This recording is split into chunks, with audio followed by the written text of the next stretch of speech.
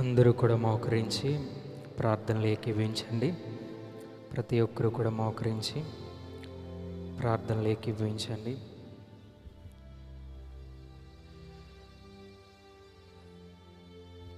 మహోన్నతుడైన తండ్రి, సర్వశక్తిమంతుడైన ప్రభువ, మీ ఉన్నతమైన నామానికి లెక్కలేనన్ని స్తుతులు, స్తోత్రాలు, వందనాలు తండ్రి. గడిచిన కాలమంతయు మీరే మమ్మల్ని కాచి కాపాడి మీ రెక్కల నీడలో భద్రపరిచిన విధాన్ని బట్టి మీకు వందనాలు. ఈ రాత్రికాల సమయంలో మేమందరం ఈ విధంగా కూడి మిమ్మల్ని పాడి స్తుతించి ఆరాధించడానికి మీరు మాకు ఇచ్చిన అవకాశాన్ని బట్టి మీకు వందనాలు తండ్రి. ఉదయకాలం జరిగిన ఆరాధనలన్నింటిలో కూడా మీరుండి నడిపించారు, అందుని బట్టి మీకు స్తోత్రాలు. ఈ సాయంకాలపు ఆరాధనను కూడా ప్రార్థనతో ప్రారంభిస్తుండగా పాడే పాటల్లోనూ, ధ్యాన వాక్యాల్లోనూ, వాక్య పరిచయల్లోనూ మీ ఆత్మను తోడుగా ఉంచమని, ఈ కూడిక ఆది నుంచి అంతం వరకు మీ నామానికి మహిమార్థమే జరిగించమని యేసుక్రీస్తు శక్తి కలిగిన నామాన్న అడిగి ప్రార్థిస్తున్నాము తండ్రి. ఆమేన్. హల్లెలూయా, హల్లెలూయా. మరి ఈ సమయంలో కొన్ని పాటలు పాడుకొని దేవుని నామాన్ని మహింపరుద్దాం.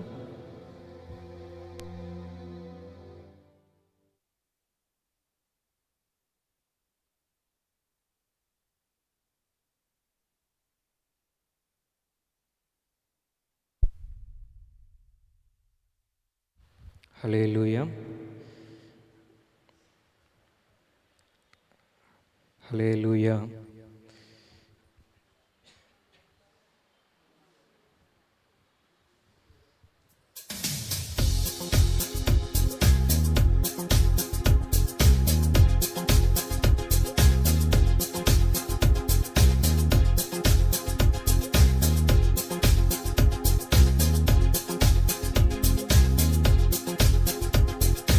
యేసురాజు రాజుల రాజై త్వరగా వచ్చుచుండే, యేసురాజు రాజుల రాజై త్వరగా వచ్చుచుండే, త్వరగా వచ్చుచుండే, త్వరగా వచ్చుచుండే. హోసన్నా జయమే, హోసన్నా జయమే, హోసన్నా జయమనకే, హోసన్నా జయమనకే, హోసన్నా జయమనకే, హోసన్నా జయమనకే. యోర్దాను ఎదురైనా, ఎర్ర సముద్రము పొంగి పొర్లినా, యోర్దాను ఎదురైనా, ఎర్ర సముద్రము పొంగి పొర్లినా, భయము లేదు జయము మనకే, భయము లేదు జయము మనకే. విజయ గీతం పాడెదము, విజయ గీతం పాడెదము. హోసన్నా జయమే, హోసన్నా జయమే, హోసన్నా జయమనకే, హోసన్నా జయమనకే, హోసన్నా జయమనకే, హోసన్నా జయమనకే. యేసురాజు రాజుల రాజై త్వరగా వచ్చుచుండే, యేసురాజు రాజుల రాజై త్వరగా వచ్చుచుండే.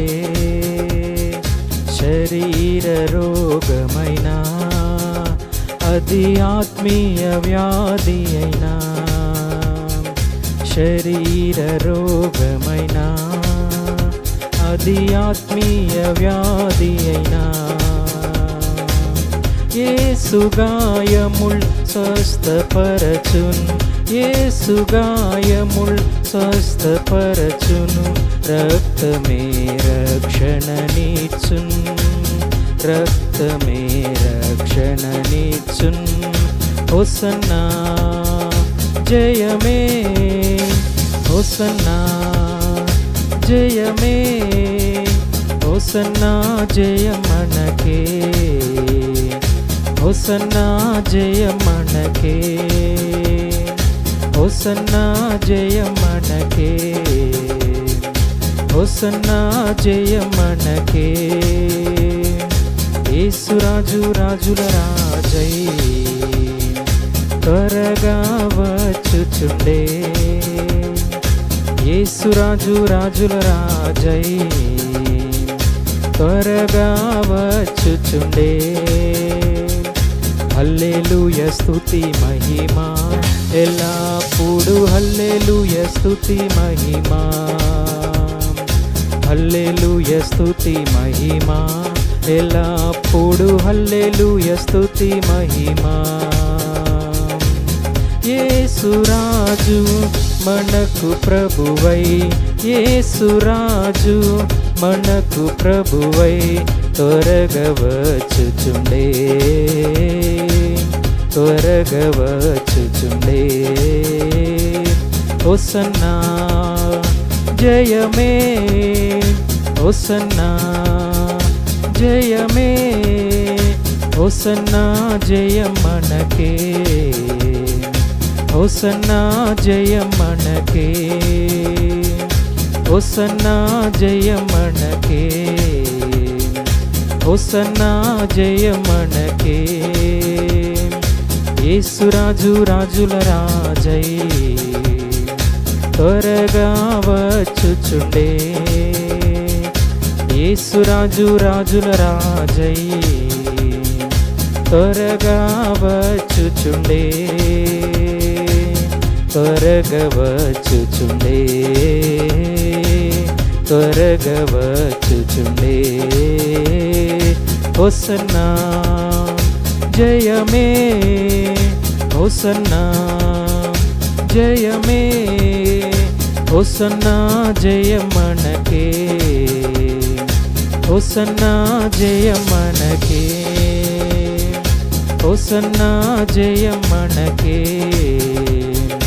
హోసన్నా జయ మనకే, హోసన్నా జయ మనకే, హోసన్నా జయ మనకే. యేసురాజు రాజుల రాజై త్వరగా వచ్చుచుండే, యేసురాజు రాజుల రాజై త్వరగా వచ్చుచుండే. హల్లెలూయా, హల్లెలూయా. మరొక కీర్తన పాడుకుందాం అండి.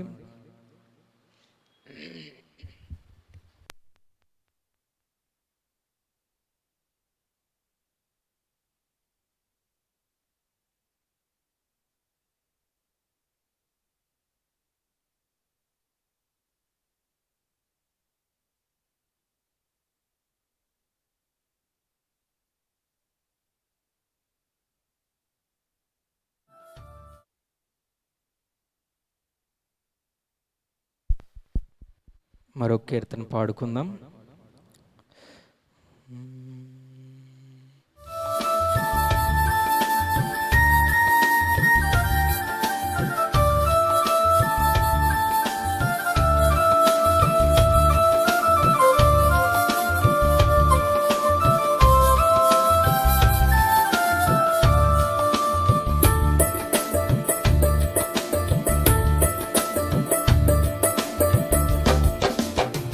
కృపలను తలంచుచు, కృపలను తలంచుచు, ఆయుష్కాలమంతా ప్రభుని కృతజ్ఞతతో స్తుతింతున్, ఆయుష్కాలమంతా ప్రభుని కృతజ్ఞతతో స్తుతింతున్. కృపలను తలంచుచు, కృపలను తలంచుచు. అందరూ కూడా చప్పట్లు కొడుతూ పాడదాం.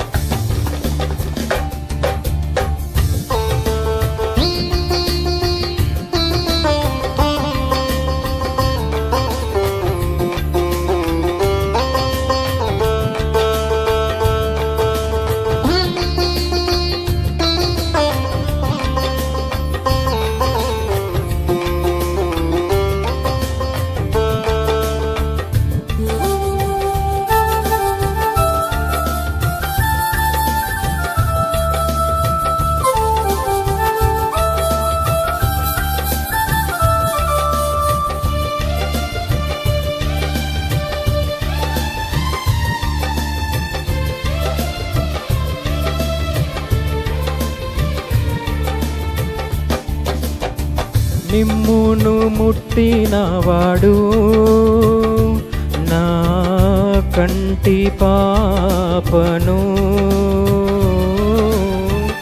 మిమ్మును ముట్టినవాడు నా కంటి పాపను, ముట్టునని సెలవిచ్చిన దేవుడు కాచెను గతకాలం, నన్ను కాచెను గతకాలం. ముట్టునని సెలవిచ్చిన దేవుడు కాచెను గతకాలం, నన్ను కాచెను గతకాలం. కృపలను తలంచుచు, కృపలను తలంచుచు, ఆయుష్కాలమంతా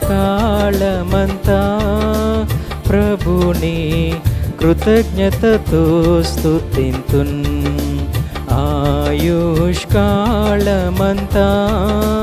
ప్రభుని కృతజ్ఞతతో స్తుతింతున్.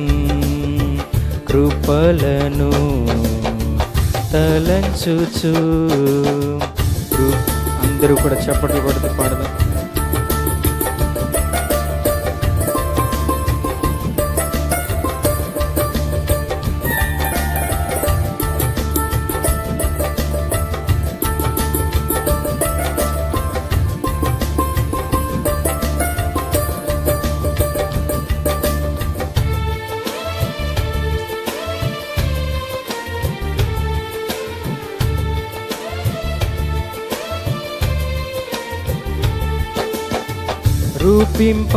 రూపింపబడుచున్నా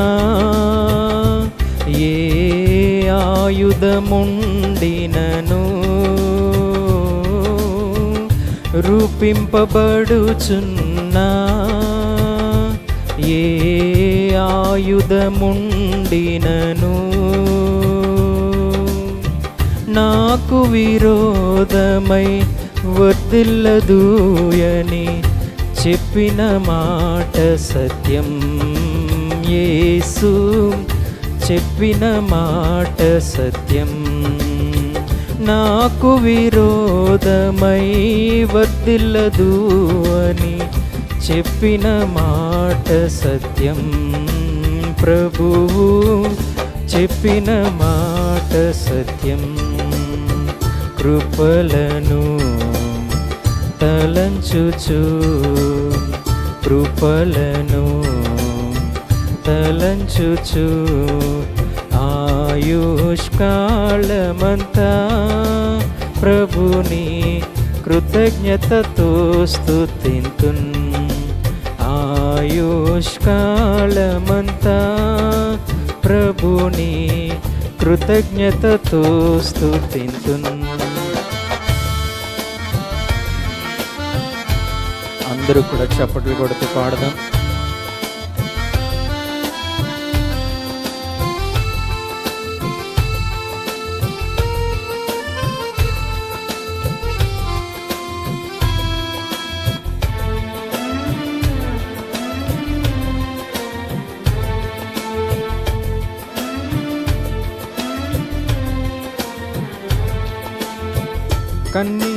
అందరూ కూడా చప్పట్లు కొడుతూ పాడదాం.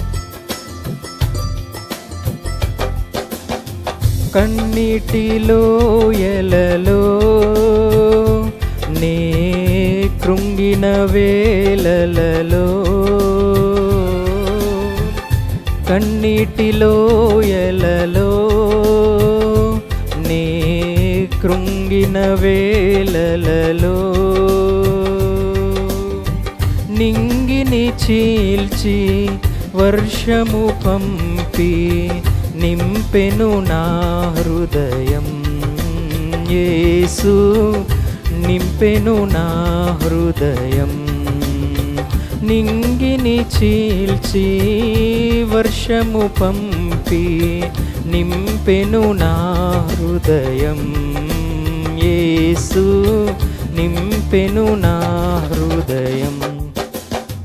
కృపలను తలంచుచు, కృపలను తలంచుచు, ఆయుష్కాలమంతా ప్రభుని కృతజ్ఞతతో స్తుతింతున్. ఆయుష్కాలమంతా ప్రభుని కృతజ్ఞతతో స్తుతింతున్. హల్లెలూయా, హల్లెలూయా. మరొక కీర్తన పాడుకుందామండి.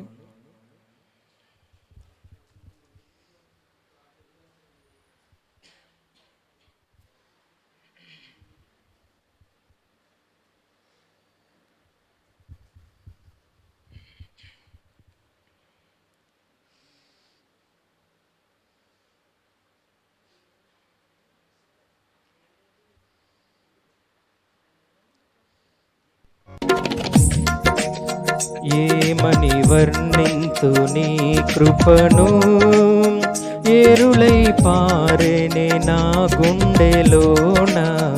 ఏమని వర్ణింతు నీ కృపను, ఏరులై పారెనే నా గుండెలోన. ఏమని వర్ణింతు నీ కృపను.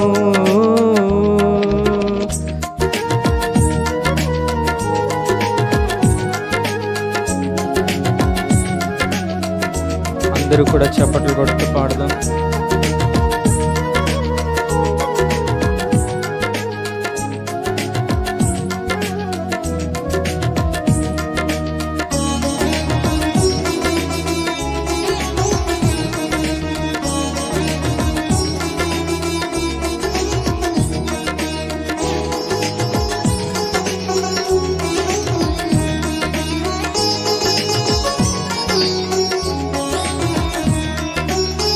సర్వోన్నతుడా నీ సన్నిధిలో బలము పొందిన వారెవరైనా, సర్వోన్నతుడా నీ సన్నిధిలో బలము పొందిన వారెవరైనా, అలసిపోలేదెన్నడును, అలసిపోలేదెన్నడును, అలసిపోలేదెన్నడును, అలసిపోలేదెన్నడును.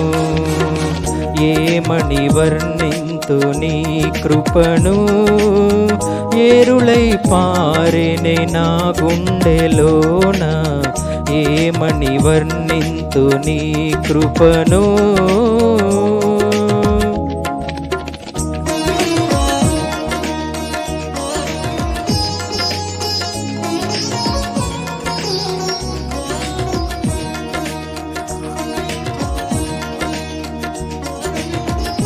అందరూ కూడా చప్పట్లు కొడుతూ కలిసి పాడదాం. పక్షిరాజు వలె నా గూడు రేపి నీ రెక్కలపై మోసినది, నీ కృప నాపై చూపుటకేనా అని.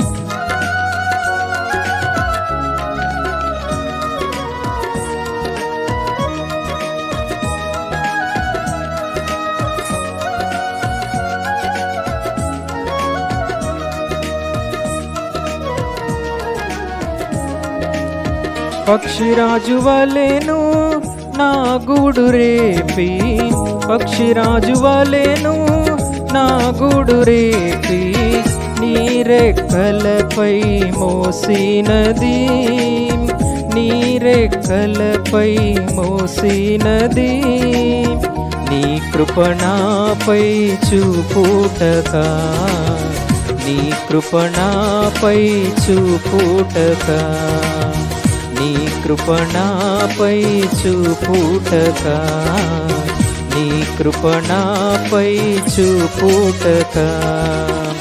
ఏమని వర్ణింతు నీ కృపను, ఏరులై పారెనే నా గుండెలోన. ఏమని వర్ణింతు నీ కృపను.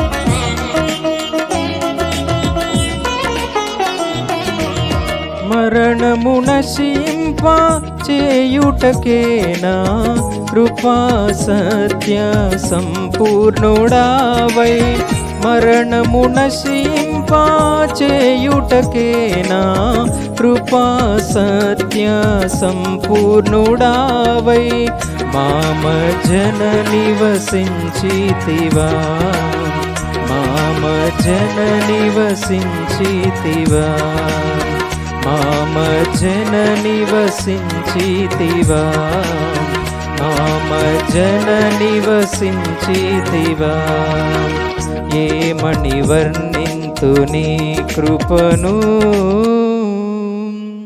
హల్లెలూయా హల్లెలూయా. అందరూ కూడా లేచి నిలబడి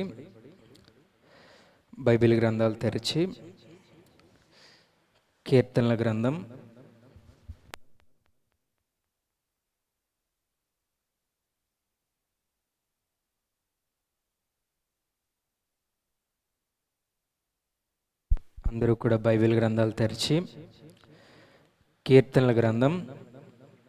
9వ కీర్తన ధ్యానవాక్యం చదువుదామండి. మన మధ్యలో ఉన్న అచ్యుతరావు అన్నయ్య చదువుతారు. కీర్తనల గ్రంథం 9వ కీర్తన.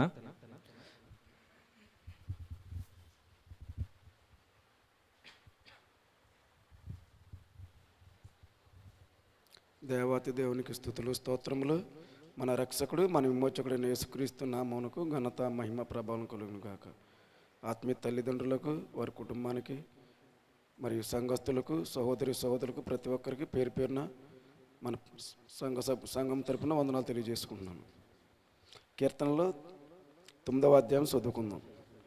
నా పూర్ణ హృదయముతో నేను యెహోవాను స్తుతించేదను. యెహోవా, నీ అద్భుత కార్యములన్నిటినీ నేను వివరించేదను. మహోన్నతుడా, నేను నిన్ను గూర్చి సంతోషించి హర్షించుస్తున్నాను. నీ నామమును కీర్తించేదను. నీవు నా పక్షమున వ్యాజ్యమాడి నాకు న్యాయం తీర్చుచున్నావు. నీవు సింహాసీనుడివై న్యాయమును బట్టి తీర్పు తీర్చుచున్నావు. కాబట్టి నా శత్రువులు వెనుకకు మల్లుదురు. నీ సన్నిధిని వారు జోగుపడి నశింతురు. నీవు అన్యజనులను గద్దించి ఉన్నావు, దుష్టులను నశింపజేసి ఉన్నావు. వారి పేరు ఎన్నటికీ నుండకుండా తుడిపిపెట్టి ఉన్నావు. శత్రువులు నశించిరి, వారు ఎన్నడూ నుండకుండా నిర్మూలమైరి. నువ్వు పెళ్ళగించిన పట్టణములు స్మరణకు రాకుండా బొత్తుగా నశించెను. యెహోవా శాశ్వతముగా సింహాసీనుడై ఉన్నాడు. న్యాయము తీర్చుటకు ఆయన తన సింహాసీనుడై స్థాపించి ఉన్నాడు. యెహోవా నీతిని బట్టి లోకమునకు తీర్పు తీర్చును. యథార్థతను బట్టి ప్రజలకు న్యాయము తీర్చును. నలిగిన వారికి తాను మహాదుర్గమగును. ఆపత్కాలంలో వారికి మహాదుర్గమగును. యెహోవా, నిన్ను ఆశ్రయించే వారిని నువ్వు విడిచిపెట్టి వాడవు కావు. కావున ఈ నామం ఎరిగిన వారు నిన్ను నమ్ముకొందురు. సియోను వాసి అయిన యెహోవాను కీర్తించుడి. ఆయన క్రియలను ప్రజలలో ప్రచురము చేయుడి. ఆయన రక్తాపరాధము గూర్చి విచారణ చేయునప్పుడు బాధపరచబడి వారిని జ్ఞాపకము చేసుకొనును. వారి మొర్రను ఆయన మరువడు. నేను నీ కీర్తి అంతటిని ప్రసిద్ధి చేయుచు సియోను కుమార్తె గుమ్మములలో నీ రక్షణను బట్టి హర్షించినట్లు యెహోవా నన్ను కరుణించుము. మరణ ద్వారమున ప్రవేశించకుండా నన్ను ఉద్ధరించేవాడా, నన్ను ద్వేషించేవారు నాకు కలుగుజేయి బాధను చూడుము. తాము త్రవ్విన గుంటలో జనములు మునిగిపోయిరి, తాము ఒడ్డిన వలలో వారి కాలు సిక్కుబడి ఉన్నది. యెహోవా ప్రత్యక్షమాయను, ఆయన తీర్పు తీర్చి ఉన్నాడు. దుష్టులు తాము చేసుకున్న దానిలో సిక్కుబడి ఉన్నది. యెహోవా ప్రత్యక్షమాయను.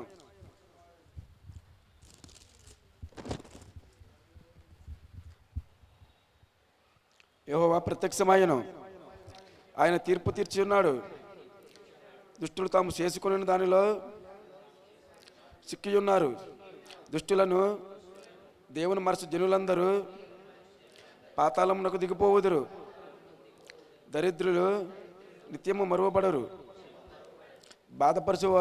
బాధపరచబడి వారి నిరీక్షణాస్పదము ఎన్నటికీ నశించదు. యెహోవా లెమ్ము, నరులు ప్రబలకపోవుదురుగాక. నీ సన్నిధిని జనములు తీర్పు పొందుదురుగాక. యెహోవా వారిని భయపెట్టుము, తాము నరమాత్రులమని జనులు తెలుసుకొందురుగాక. ఈ వాక్యము దీవించునుగాక. ఆమేన్. ప్రార్థన చేసుకుందామండి. వాక్యం కొరకు ప్రతి వారు కూడా మన హృదయాలను సిద్ధపరచుకుని వాక్యాన్ని మన హృదయంలో నింపుకునేలాగున సిద్ధపడదాం. సకల ఆశీర్వాదములకు కారణభూతుడు మా ప్రియమైన తండ్రి, మీకు కృతజ్ఞతలు చెల్లిస్తూ ఈ సాయంకాలపు ఆరాధనలో కూడా మా మధ్యకు దిగి వచ్చిందేవా, మిమ్మల్ని స్తుతించి గణపరిచి మహిమపరుస్తున్నాను. మా మధ్యన మీరున్నారు ప్రభా. 2-3 ఉన్న చోట నేను ఉంటానని వాగ్దానం చేసిన దేవుడు, ఈ దినం మిమ్మల్ని జ్ఞాపకం చేసుకుంటూ ప్రభా 2026 సంవత్సరాల క్రితం అయ్యా జరిగిన మటల ఆదివారాన్ని నీ దైవ గ్రంథంలో రాయబడిన లేఖన భాగాలను జ్ఞాపకం చేసుకుంటూ ఈ దినం ప్రభా నువ్వు జరిగించిన ఘనమైన ఆరాధనలను బట్టి మిమ్మల్ని స్తుతిస్తూ మహిమపరుస్తూ ఈ సాయంకాలపు ఆరాధనలో కూడా మీరుండి నీ నామానికి మహిమ తీసుకొస్తున్నందుకు వందనాలు. వచ్చిన బిడ్డలందరినీ, కూడి ఉన్న బిడ్డలందరినీ కూడా మీరు బలపరిచి నిలబడి నీ సావుకున్న అభిషేకించి ఈ రాత్రి వచ్చిన మా అందరితో మీరు మాట్లాడుతున్నారు ప్రభా. మేము సిద్ధంగా ఉన్న మా హృదయాలను తెరిచి నీ వాక్యం మా హృదయపు లోతుల్లోకి వెళ్ళడానికి సహాయం దయచేయము. మా మనసుల్లోకి నీ వాక్యాన్ని వెళ్ళి ప్రభా మా హృదయ అంతరంగాలన్నీ శుద్ధి చేసి నీ వాక్యానుసారంగా జీవించే కృపని మాకు ఇమ్మని యేసు నామమున ప్రార్థిస్తున్నాను తండ్రి, ఆమేన్. అందరూ కూర్చున్నాండి. హల్లెలూయా. ఈ సాయంకాలపు ఆరాధనకు వచ్చిన మనందరి కుటుంబాల్ని దేవాతి దేవుడు దీవించి ఆశీర్వదించును గాక. ఆమేన్ చెప్దామండి. మరి ఈ ఉదయకాల ఆరాధనలన్నింటిలో కూడా మట్టల ఆదివారపు ఆరాధన దేవుడు ఎంతో ఘనంగా జరిపించినందుకు కూడా దేవాతి దేవునికి హృదయపూర్వకమైన వందనాలు తెలియజేస్తున్నాను. ప్రియులారా, ఈ ఆదివారం మొదలుకొని ఈస్టర్ ఆదివారం వరకు హోలీ వీక్స్ అంటారు, పరిశుద్ధ దినాలు. ఇవన్నీ కూడా ఈ వారం అంతా కూడా పరిశుద్ధమైన వారం దేవుని బిడ్డలారా. అలాంటి దినంలో మనం అందరం ఉండడం మనందరికీ ఎంతైనా ఆశీర్వాదకరమండి. ప్రత్యేకంగా ఈ మట్టల ఆదివారపు దినాన మనమందరం ఎక్కువగా జ్ఞాపకం చేసుకునేది యేసయ్యని, గాడిదను, యెరూషలేము పురవీధుల్లో జరిగిన సన్నివేశాలు ఎన్నో మనం జ్ఞాపకం చేసుకుంటూ ఉంటాం. యెషయా గ్రంథం 1వ అధ్యాయము 3వ వచనంలోకి వెళ్ళి ఒక మాటను చదువుదాం దేవుని బిడ్డలారా. యెషయా గ్రంథం 1వ అధ్యాయము 3వ వచనాన్ని మనం చూద్దాం. ఎద్దు తన కామందు నెరుగును, గాడిదకు సొంత దవాన్ని దొడ్డి తెలుసుకొనును. ఇశ్రాయేలుకు తెలివి లేదు, నా జనులు యోచింపరు. చాలండి. ఈ చదువుబడిన వాక్య భాగంలో ప్రాముఖ్యంగా 2 జంతువుల గురించి మాట్లాడుతున్నాడు. అందులో ఒకటి ఎద్దట, రెండవది గాడిద. ఈ గాడిదను గురించి, ఎద్దును గురించి మాట్లాడుతూ అక్కడ మరొక పదాన్ని దేవుడు బైబిల్లో రాయిపించాడు. అదే ఇశ్రాయేలీలు, దేవుని జనాంగమట. ఈ ఇశ్రాయేలీలకి ఏమి లేదంటే తెలివి లేదు, వారు దానిని యోచింపరు అనే మాట మనకు రాయబడ్డది. ఏమండి, ఎద్దు అలాగనే గాడిదను గురించి రాస్తూ ఎద్దుకు తన కామంది ఎవరో తెలుసట, గాడిదకి తన సొంత వాని దొడ్డి తెలియనట. ఒకసారి ఇలాగనే ఎక్కువ దొంగతనాలు చోరీలు జరుగుతూ ఉన్నప్పుడట ఏమండి ఆ దొంగల్ని వారు పట్టుకోలేకపోతున్న సమయంలో ఆ స్టేషన్కి కొత్త సిఐ గారు వచ్చారట. వచ్చి దొంగల స్థావరాల మీదకి వెళ్ళి దాడి చేస్తులో గట దొంగలందరూ పారిపోయారట. కానీ అక్కడ వాళ్ళ దగ్గర ఉండే కొన్ని గాడిదలు వాళ్ళకి దొరికాయట. ఆ గాడిదలను వాళ్ళు చూస్తే సిఐ గారు అన్నారట, గాడిదలను స్టేషన్ తీసుకొచ్చి కట్టేయండి అన్నాడట. ఆయన చెప్పగానే వారు సిఐ గారు చెప్పినట్టుగానే ఆ పోలీసు వారు వెళ్ళి ఆ గాడిదలను స్టేషన్ తీసుకొచ్చి కట్టేయారట. విలేకరులు నవ్వారట, వచ్చిన వాళ్ళు నవ్వారట, అందరూ నవ్వారట. దొంగలను వదిలేసి గాడిదలను పట్టుకున్నారేంటి అని అందరూ నవ్వారట. దేవుని బిడ్డలారా, ఈ సిఐ గారు దేవుణ్ణి ఎరిగిన ఆయన కాబట్టి వాక్యాన్ని జ్ఞాపకంలో పెట్టుకున్నాడటండి. ఆయన ఒక 3 రోజులు ఏమి మేత వేయకుండా గడ్డి వేయకుండా గాడిదలను ఎండగట్టేశాడటండి ఆయన. ఆ తర్వాత 3వ రోజున ఆయన అన్నాడట, ఈ గాడిదల్ని ఇప్పు తోలేయండి, దీన్ని వెనకాలే ఫాలో అవ్వండి, దీన్ని వెనకాల వెంబడించండి అని చెప్పినప్పుడట ఆ పోలీసు వారు ఆ గాడిదలు వెనకాలే వెళుతూ ఉంటే ఆ గాడిదలట ఆ దొంగల యొక్క స్థావరాలు దొంగలు ఉన్న చోటుకి తీసుకెళ్ళిందట. దీన్ని బట్టి మనం ఆలోచన చేయవలసింది ఏంటంటే గాడిద కట తన సొంత వాని దొడ్డే తెలుసును. అదే ఇశ్రాయేలీయులు ఉన్నారే, వారికి తెలివి లేదు, వారు దానిని యోచింపరు అనే మాటను మనం చూస్తున్నామండి. ప్రియులారా, గాడిద అనే దాని గురించి కొన్ని విషయాలు మనం ఈ రాత్రి జ్ఞాపకం చేసుకుందాం. దేవుని బిడ్డలారా, గాడిదను గురించి బైబిల్లో రాయబడిన విషయాలు ఏంటంటే, మొట్టమొదటిగా గాడిద అపవిత్రమైనది. గాడిద ఏంటంటే అపవిత్రమైనదండి. దైవ సన్నిధికి చేరకుండా అపవిత్రపరచబడిన గాడిద అనేది మనం గుర్తుంచుకోవాలి. గాడిదకి యెరూషలేములోకి ప్రవేశము లేదు, గాడిదకి పరిశుద్ధ స్థలములోనికి ప్రవేశము లేదండి. ఇది ఒక అపవిత్రమైన జంతువుగా పరిగణింపబడింది. ఇది ఒక అపవిత్రమైన జంతువు అండి. దానికి సాదృశ్యంగా మనం ఆదికాండం 22వ అధ్యాయము 5వ వాక్యాన్ని చూస్తే ఇక్కడ ఒక సందర్భాన్ని నేను మీకు జ్ఞాపకం చేస్తాను. అబ్రహాము గారు లేక పుట్టిన కుమారుణ్ణి దేవుడు బలిమ్మని అడిగితే మోరియా దేశంలో ఒక పర్వతం మీద ఇస్సాకును బలివ్వడానికి వెళుతున్న సందర్భం అండి. అది చదువుదాం. 22వ అధ్యాయము 5వ వాక్యం అండి. తన పనివారితో, మీరు గాడిదతో ఇక్కడే ఉండండి, నేనును ఈ చిన్నవాడును అక్కడికి వెళ్ళి మ్రొక్కి మరలా మీ యొద్దకు వచ్చేదమని చెప్పాను. దేవుని స్తోత్రం చెప్దామండి. ప్రియులారా, ఆ మోరియా దేశానికి వెళ్ళారు. ఆ మోరియా దేశంలో పర్వతపు శిఖరము దాకా వెళ్ళాలి. ఆ పర్వతం కింద బలి పశువు వధించే బలిపీఠం దగ్గరికి ఆ గాడిదను రానియకుండా గాడిదను పనివారిని అక్కడ విడిచిపెట్టాట. అబ్రహాము ఆ చిన్నవాడంటే ఇస్సాకు ఆ మోరియా దేశంలో ఉన్న పర్వతం మీదకి వెళ్ళారట. దేవుని బిడ్డలారా, అంటే ఇక్కడ దీన్ని బట్టి మనం గాడిద యొక్క స్థానం ఏంటంటే ఒక అపవిత్రమైంది కనుక ఇది దైవ సన్నిధికి ఏమాత్రం చేరే అవకాశాలు కనబడట్లేదండి. అక్కడ వరకు వాళ్ళతో ప్రయాణం చేసింది, కానీ అక్కడి నుంచి అబ్రహాం వెళ్ళిన చోటికి, అబ్రహాం వెళ్ళిన బలిపీఠం దగ్గరికి వెళ్ళలేని అపవిత్రమైన జంతువుగా మనకు కనబడుతుంది అని బిడ్డారు. కనుక ఈ గాడిదను ఆ కొండ కిందనే పనివారి దగ్గర విడిచిపెట్టాట. ఆ అబ్రహాము చిన్నవాడు పైకి వెళ్ళి బలి అర్పించి మళ్ళా తిరిగి వస్తామని చెప్పారట. దేని బిడ్డారు, మొట్టమొదటిగా గాడిద యొక్క స్థానము లేకపోతే గాడిద యొక్క జీవితం ఏంటంటే ఒక అపవిత్రమైనదిగా మనకి కనబడుతూ ఉంది. దేని బిడ్డారు, మరి ఇటువంటి అపవిత్రమైన గాడిదని ఎవరు కోరుకున్నారు, ఎవరికి అవసరమైందంటే మన ప్రభు అయిన యేసుక్రీస్తు వారికి. గట్టిగా దేవుని స్తోత్రం చెప్దామా? హల్లెలూయా, హల్లెలూయా. కనుక మొదటి విషయంలో గాడిద ఏమైందంటే అపవిత్రమైన దానిగా ఉంది. కనుక ఆ అపవిత్రతలోంచి గాడిదను దేవుడు ఏం చేయాలనుకున్నాడు? విడిపించాలనుకున్నాడు. చూద్దాం రండి ఒకసారి. నిర్గమాకాండము 13వ అధ్యాయము 13వ వచనాల్లో కూడా మరొక మంచి మాట గాడిద గురించి రాయబడ్డది. నిర్గమాకాండము 13వ అధ్యాయము 13వ వచనం అండి.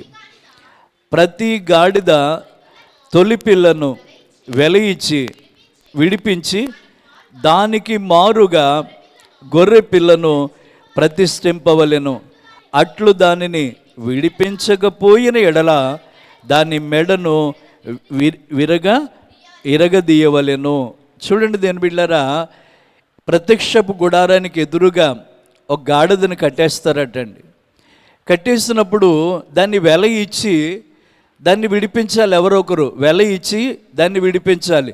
ఈ కట్టబడిన గాడిదను వెల ఇచ్చి విడిపించడానికట ఎవరైనా వచ్చి దాని స్థానంలో ఉన్నట్టండి ఒక గొర్రె పిల్లను అక్కడ కట్టి ఆ గాడిదని ఏం చేయాలంటే అలా విడిపించాలి. లేదనుకోండి ఆ సాయంత్రం దాకా ఎవరో వచ్చి దాన్ని విడిపించకపోతే, వెల ఇచ్చి ఆ గాడిదను విడిపించకపోతే, దాని స్థానంలోనికి గొర్రె పిల్లను అక్కడికి తీసుకురాకపోతే వెంటనే సాయంత్రానికల్లా ఆ గాడిద యొక్క మెడను ఏం చేస్తారంటే విరిచేస్తారు దేని బిడ్డలను. ఇటువంటి అపవిత్రమైన గాడిద, ఇంత భయంకరంగా కట్టబడిన గాడిద స్థానంలోని కట్టండి ఒక గొర్రె పిల్ల వెళ్ళిందట దేని బిడ్డలారు. దేవుని స్తోత్రం అండి.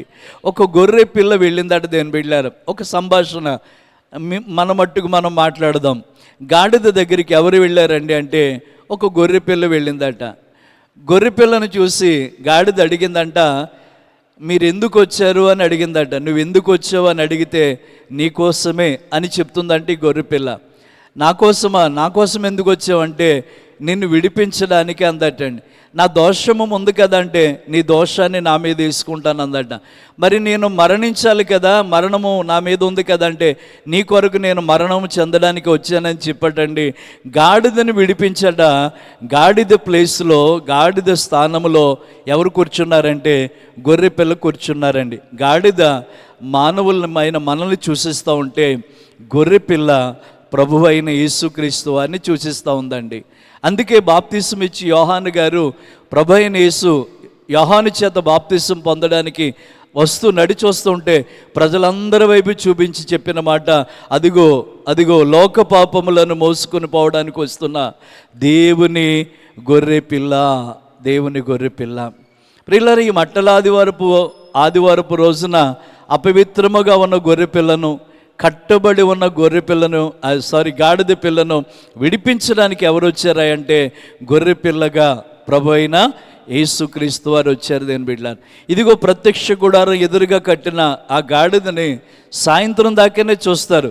దానికి వెల ఇచ్చి ఎవరో ఒకరు రావాలి, ఎవరు వస్తారని గాడిద చూస్తున్న సమయంలో గాడిదకి దగ్గరికి ఎవరు వచ్చారంటే ఒక గొర్రెపిల్ల వచ్చి గాడిదను కట్లు విప్పి ఆ గాడిద స్థానంలో గొర్రెపిల్ల ఏమైందంటే కట్టబడినట్టుగా నిర్గమాకాండం 13వ అధ్యాయము 13వ వచనంలో చూస్తున్నాం. ఇప్పుడు గాడిదకి విడుదల వచ్చింది కనుక దానికి ఏం తప్పిందంటే మరణం అనేది తప్పింది దేవుని బిడ్డలను. ఇప్పుడు ఆ స్థానంలో ఉన్న గొర్రె గాడిద కొరకు ఏమవ్వాల్సి వచ్చిందంటే మరణించవలసి వచ్చింది దేవుని బిడ్డలారా. అపవిత్రమైనదిగా బ్రతికిన ఆ గాడిదను, అపవిత్రమైన దానిగా ఉండి దైవ సన్నిధికి చేరలేని ఆ గాడిదను, తను కలిగి ఉన్న దోషాలను, తను కట్టబడిన స్థితి నుంచి ఆ గాడిదను విడిపించడానికి గొర్రె పిల్ల వచ్చి ఆ స్థానంలో నిలబడినట్టుగా మనం చూస్తున్నామండి. అందుకే మత్తయి సువార్తలోనికి వెళ్ళి 21వ అధ్యాయంలో 1వ వచనం నుంచి మనకు కనబడుతుంది. ఈ గాడిదను, కట్టబడిన గాడిదను యేసయ్య కోరుకున్న విధానం అంతా కనబడుతుంది దేవుని బిడ్డ. చూద్దాం ఒకసారి మత్తయి సువార్త 21వ అధ్యాయము 1వ వచనాన్ని చదువుదాం. తరువాత యెరూషలేమునకు సమీపముగా ఉన్న ఒలీవ చెట్ల దగ్గర ఉన్న బెత్బేగేకు వచ్చినప్పుడు యేసు తన శిష్యుల్లో 2 పిలిచి, మీదుటనున్న గ్రామానికి వెళ్ళండి. వెళ్ళగానే కట్టబడి ఉన్న గాడిదయు దానితో ఉన్న ఒక గాడిద పిల్లయు మీకు కనబడును. వాటిని విప్పి నా యొద్దకు తోలుకొని రండి. ఎవడైనాను వీటితో మీకు ఏం పని అని అడిగినప్పుడు ఇది ప్రభువునకు కావలసి ఉన్నదని చెప్పండి. దేవుని స్తోత్రం చెప్తామండి. రెగ్యులర్ యేసయ్యకి ఏం కావాల్సి వచ్చిందట? యెరూషలేములోకి వెళ్ళడానికి గాడిద, దానితో పాటు కట్టబడి ఉన్న గాడిద పిల్ల ఆయనకి కావలసి వచ్చిందట దేవుని బిడ్డలని. నిజంగా ఆలోచించేయండి. ఈ రోజున మనం ఈ స్థితిలో ఉన్నామంటే, మనకి విలువ ఉందంటే కేవలం దేవుని మహా కృపండి. మొన్న నేను ఫ్రైడే మా సొంతూరు వెళ్ళానండి. మా సొంతూరులో జరుగుతున్న మీటింగ్కి వెళ్ళాను. అదే గ్రామంలో నా బాల్యం, అదే గ్రామంలో ఆత్రేయపురంలోనే నా యవన జీవితం, అక్కడే తిరిగాను, అక్కడే పెరిగాను. ఏ సంఘంలో అయితే నేను సభ్యునిగా జీవించానో 2000 మంది సంఘం అండి అది.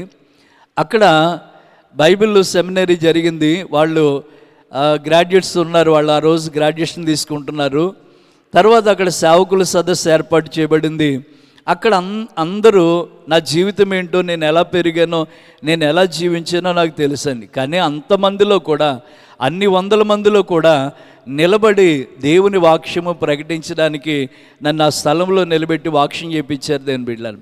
అప్పుడు నేను దేవుణ్ణి ఎంతగానో మహింపరిచాను. ప్రభా, ఇక్కడే కదా నా బ్రతుకు, ఇక్కడే కదా నన్ను అందరూ కూడా తృణీకరించారు, ఇక్కడే కదా నన్ను అందరూ అవమానపరిచారు, మరలా ఇదే స్థలంలో నన్ను నిలబెట్టామంటే దీనికి కారణం ఆ గాడిద మీద నీవు ఉన్నప్పుడు ఆ గాడిదకి విలువ వచ్చింది, నీవు మాతో ఉన్నావు కనుక ఇప్పుడు నాకు విలువ వచ్చిందని నేను మనసారా దేవుణ్ణి స్తుతించడం జరిగింది. దేవుని బిడ్డలారా, దేవుని స్తోత్రం చెప్దామండి. కనుక ఈ రోజున ఈ స్థితి మనకు ఉందంటే కేవలం ప్రభు అయిన యేసుక్రీస్తు వారిని బట్టే. గాడిదను కోరుకుని అయినా ఆ గాడిద యొక్క కట్లు విప్పించి తన యొద్దకు తీసుకొచ్చి, ఎవరన్నా మిమ్మల్ని అడిగితే ఈ మాట చెప్పండి, ఇది ఎవరికి కావాలంటే ప్రభువునికి కావాలి. అసలు గాడిద యెరూషలేమునే పురవీధుల్లో కానీ, దేవుని దేవాలయం పరిసర ప్రాంతాల్లో కానీ గాడిద వెళ్ళడానికి పర్మిషన్ లేదు. నిషిద్ధమైన దేవుని బిడ్డ, అపవిత్రమైన దేవుని బిడ్డలను. అందుకే యోబు గ్రంథంలో 35వ అధ్యాయంలో మనం ఒకసారి యోబు గ్రంథంలోకి వెళ్ళి 35వ అధ్యాయము చూడండి దేవుని బిడ్డలారా, 39వ అధ్యాయము 5వ వచనాన్ని చదవండి. అక్కడ గాడిద గురించి రాస్తూ, స్వేచ్ఛగా పోనిచ్చిన వాడెవరు? అడవి గాడిద. కట్లు విప్పిన వాడెవడు? నేను అరణ్యమును దానికి ఇల్లుగాను, ఉప్పుపర్ర దానికి నివాస స్థలముగా నియమించి తిని. దేవుని స్తోత్రం అండి. అరణ్య భూమి దానికి ఒక నివాసముగాను, ఉప్పుపర్ర దానికి ఇల్లుగా నేను చేశాను కదా. దానికి కట్లు ఎవరు ఇప్పారండి అంటే, అరణ్యం అంటే ఊరి చివరన లేకపోతే దూరంగా ఉండాల్సిన గాడిద కట్లు విప్పట అది మరలా ఎక్కడికి ప్రవేశించిందంటే యెరూషలేము పురవీధుల్లోకి ప్రవేశించింది. ఎందుకని? దాన్ని కట్లు ఇప్పమన్నది దేవుడే కనుక. దేవుని బిడ్డ, ఈ రోజున ఈ విలువ ఎవరిని బట్టి వచ్చిందండి అంటే ప్రభు అయిన యేసుక్రీస్తు వారిని బట్టి. నేను చాలా పర్యాలు చెప్తూ ఉంటాను, జీరోస్ అంటే సున్నాలు మనందరికీ తెలుసండి. సున్నాకి ఏమైనా విలువ ఉందా అండి? సున్నాకి ఎప్పుడు విలువ ఉండదు. సున్నా స్థానం ఏంటంటే సున్నాయే. సున్నా విలువ లేనిది అని బిడ్డ. ఈ సున్నాలు వేసి ఒక 5 సున్నాలు వేసి 5 జీరోస్ పక్కన 1 పెట్టండి, దాని విలువ 1గానే ఉంటుంది అని బిడ్డ. అదే 1ని ఈ సున్నాలకి ముందు తీసుకొచ్చి ఈ 5 సున్నాల ముందు ఈ 1ని పెడితే దీని విలువ ఇప్పుడు ఎంత అవుతుందండి? సున్నాలన్నీ విలువ 1 lakh అవుతుందండి, 1 లక్ష రూపాయలు అవుతుంది. దేవుని స్తోత్రం చెప్తాం. ఇప్పుడు మనం జీరోలమే, కానీ మన ముందు ఎవరు ఉంటే మనం హీరోలం అవుతాం? దేవుడు ఉంటే హీరోలం అవుతాం. గాడిద విలువ లేనిదే, అపవిత్రమైనదే, కట్టబడినదే. కానీ ఎవరిని బట్టి గాడిద గనపరచబడుతుందంటే నా ప్రభు అయిన యేసుక్రీస్తు వారిని బట్టి. ఈ రాత్రి మాటలు వింటున్న మన జీవితాల్లో జీరోలుగా దేవుడు మనల్ని చేయలేదు, హీరోగానే దేవుడు చేయబోతున్నాడు దేవుని బిడ్డలారా. ఎందుకంటే ఆయన మన ముందున్నాడు. దేవుని స్తోత్రం. ఆయన మన ముందున్నాడు దేవుని బిడ్డలారా. మనం జీరోలమైన ఆయన మన ముందున్నాడు కనుక మనకి విలువనిచ్చేది, ఘనతనిచ్చేది యేసయ్య ఒక్కడే. దేవుని స్తోత్రం చెప్దామండి. ఇప్పుడు ఈ గాడిద అపవిత్రముగా బ్రతికిన గాడిద, కట్టబడి ఉన్న గాడిద, ఏమండి ఆ మరణించవలసిన గాడిద ప్రభు కృపలో అది కట్లు విప్పుకున్నట్ట యెరూషలేము పురవీధుల్లోకి యేసయ్యతో పాటు నడవడం ప్రారంభించిందట. దేవుని స్తోత్రం చెప్దామండి. నడవడం ప్రారంభించిందట దేవుని బిడ్డలారా. జకర్యా గ్రంథము 9వ అధ్యాయం 9వ వచనంలో జకర్యా ప్రవచన నెరవేర్పును మనం ఈ మత్తయి సువార్తలో కూడా చూడగలుగుతామండి. చూద్దాం దేవుని బిడ్డలారా. జకర్యా గ్రంథము. సియోను నివాసులారా బహుగా సంతోషించండి, యెరూషలేములో నివసిస్తున్న వారులారా ఉల్లాసంగా ఉండండి. నీ రాజు నీతిపరుడను గలవాడును దీనుడనై గాడిద పిల్లను ఎక్కి నీ యొద్దకు వచ్చుచున్నాడు. దేవుని స్తోత్రం అండి.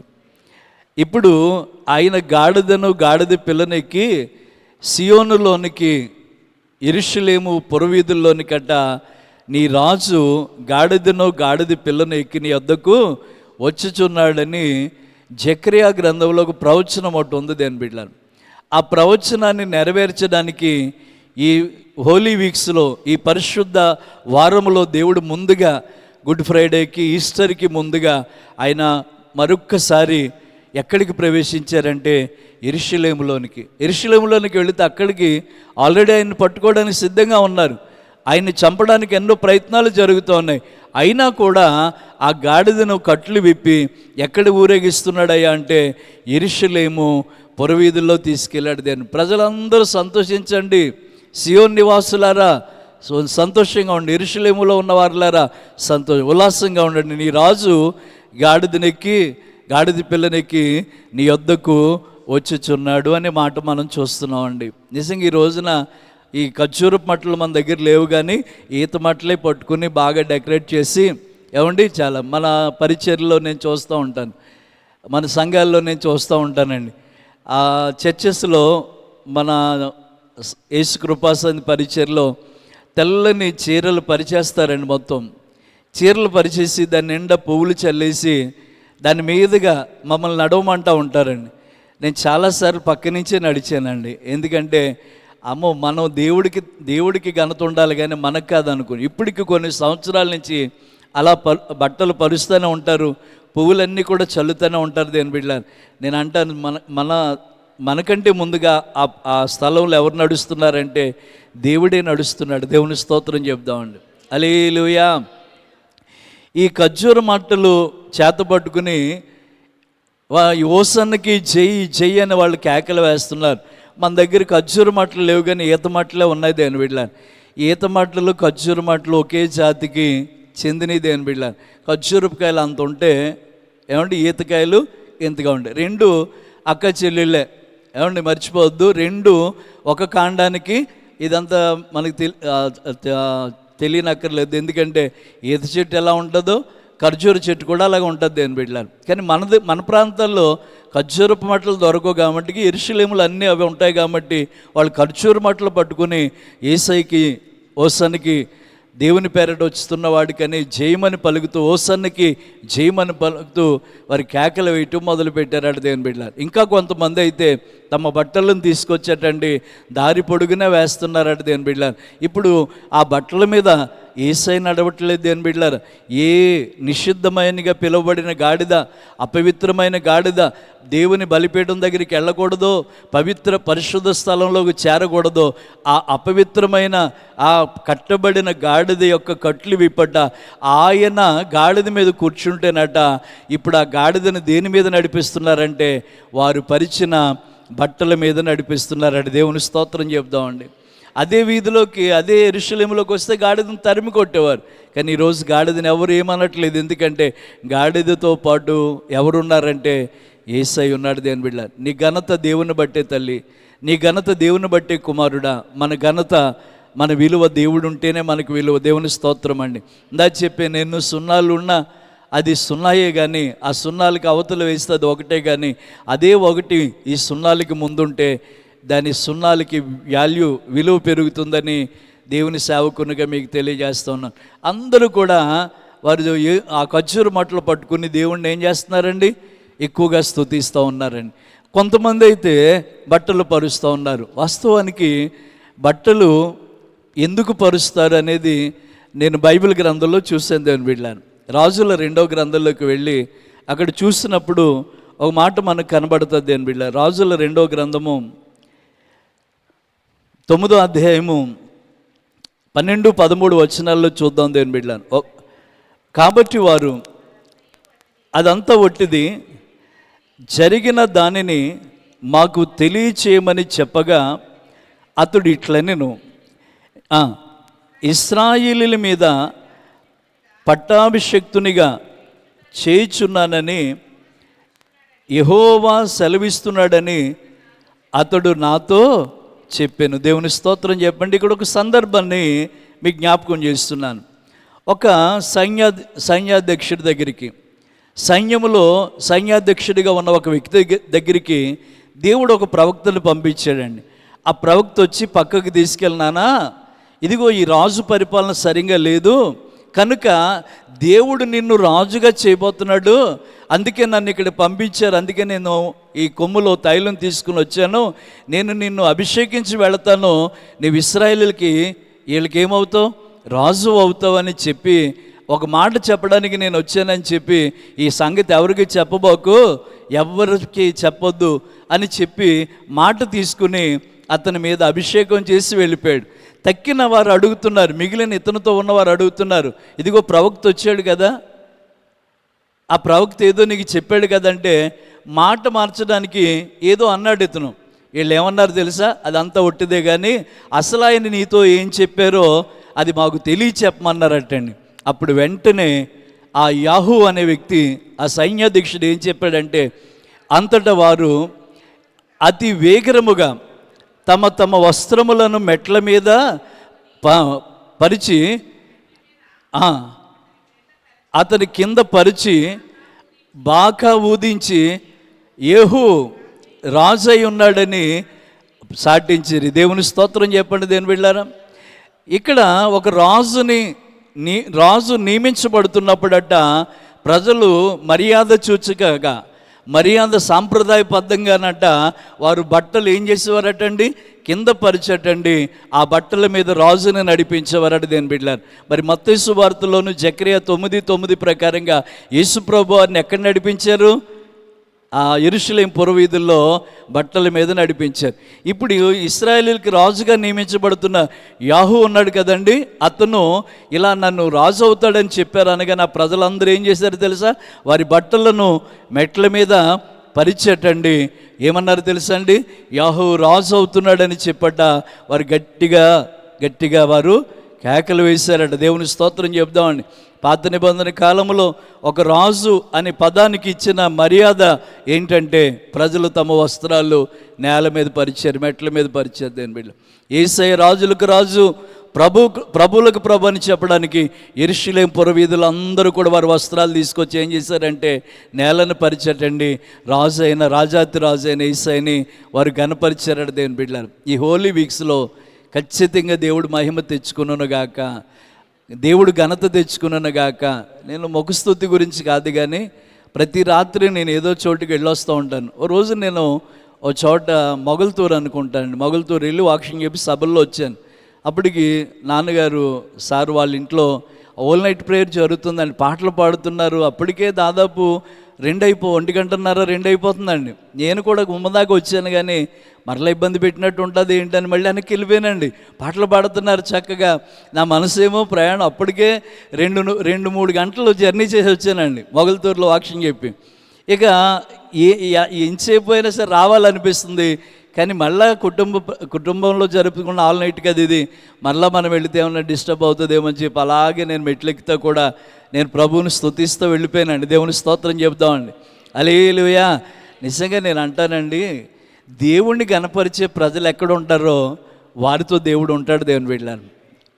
చాలామంది అనుకుంటారు ఓ వేల మంది మధ్యలో దేవుడు ఉంటాడు అనుకుంటున్నారా? కాదండి. ఓసారట ఒక అతను మెట్లెక్కి కొండెక్కి దేవుడు దర్శనం చేసుకోలేక, దేవుని దగ్గరికి వెళ్ళలేక, కాళ్ళు సహకరించక ఆ మెట్లగడే కూర్చుండిపోయాడట. దేవుని బిడ్డ మెట్లగడే కూర్చుండిపోయాడట. అందరూ దేవదూత వచ్చే వేళకి రోగులందరూ వెళ్ళి కోనేట్లో దిగి బాగుపడి వెళ్ళిపోతున్నట్టుగా ఇతను కూడా ఒక మెట్లుగడ కూర్చుని ఉండిపోయాడట. అందరూ పైకి వెళ్ళిపోతున్నారు, అక్కడ ఎవరున్నారని, రైట్ దేవుడు ఉన్నాడని వెళ్ళిపోతున్నారు. ఈయనేమో వెళ్ళలేక అక్కడే కూర్చుని ప్రార్థన చేసుకున్నాడు. ఈ లోపల ఇంకొక ఆయన వచ్చి ఈయన పక్కన కూర్చున్నాడు. కూర్చుంటే వీళ్ళిద్దరూ మాట్లాడుతున్నారు. ఈ మెట్లు ఎక్కలేని ఆయన అడుగుతున్నాడట, ఏమండి మీరు కూడా నాలాగా ప్రాబ్లమా మీకు, మీరు కూడా పైకి వెళ్ళలేక ఇక్కడ ఆగిపోయారా అని అడిగితే ఆ అవతల వ్యక్తి తనతో చెప్తున్న మాట, నువ్వు నా దగ్గరికి రాలేకపోయావని నేనే నీ దగ్గరికి వచ్చాను అన్నాడట. దేవుని స్తోత్రం చెబుతామండి. నువ్వు నా దగ్గరికి రాలేకపోయావు కదా, అందుకే నేను దిగి వచ్చాను. ఇశ్రాయేలీయులు బానిసత్వముగా మగ్గిపోతుంటే నా ప్రజల బాధను చూసి నిశ్చయంగా నేను వారి మధ్యకి దిగి వచ్చానని నిర్గమకాండం 3వ అధ్యాయంలో మనకు కనబడుతుంది కదా. దేవుని స్తోత్రం చెప్పండి. మనం నిజంగా కూర్చోవాలి కానీ దేవుని సన్నిధిలో మనతో పాటు ఆయన ఖచ్చితంగా కూర్చుంటాడండి. ప్రార్థన అంటే దేవునితో మాట్లాడడం అని తెలిసినప్పుడు మరి ఆయన్ని పిలిచే ప్రజల కోసం ఆయన కూర్చోడా అంటే 100కి 100% కూర్చుంటాడు. దేవుని స్తోత్రం చెప్దామండి. ఖచ్చితంగా కూర్చుంటాడు దేవుని బిడ్డలారు. దేవుని స్తోత్రం చెప్పండి. హల్లెలూయా. కనుక మనం ప్రార్థన చేసినా ఏది చేసినా దేవుణ్ణి గణపరిచే ప్రజలుగా ఉన్నంతకాలము కూడా దేవుడు మనతోనే ఉంటాడు. దేవుని బిడ్డలాను, దేవుడు మనతోనే ఉంటాడు. హల్లెలూయా. గట్టిగా దేవుని స్తోత్రం చెప్పండి. హల్లెలూయా. కంసాలి చేతిలోకి బంగారు పొస్తు తీసుకెళ్ళినా కంసాలి ఆయన ఖచ్చితంగా దాన్ని కొలుములో వేసి పుటమ వేయకపోతే దాన్ని ఏ విధంగా కూడా తయారు చేయలేడు. దేవుడైనప్పటికీ కూడా మనుషుల జీవితాల్లో శ్రమలు అనుమతి ఇవ్వకుండా మనిషి జీవితాన్ని ఆయన మార్చలేడు. దేవుని స్తోత్రం చెబుదామండి. నమ్మితే 2 చేతుల పైకి స్తోత్రం చెప్పండి. ఈ హోలీ వీక్స్లో మీరు ఎంతగా ప్రార్థన చేస్తారో అంతగా దేవుడు గొప్ప కార్యాలు చేయబోతున్నాడు దేవుని బిడ్డలారా.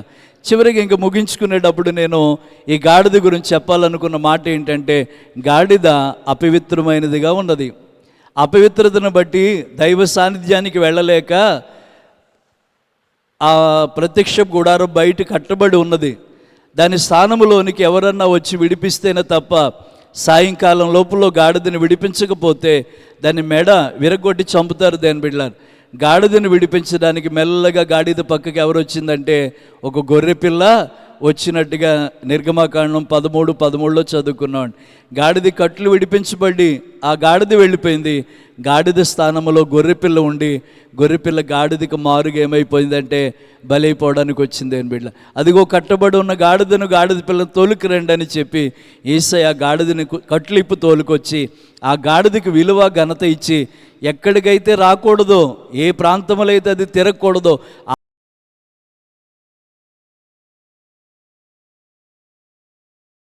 ఆ గాడిద మీద యేసయ్య కూర్చుని ఆయన కొరకు చెప్పబడిన మాటలను నెరవేర్చుకున్నట్టండి.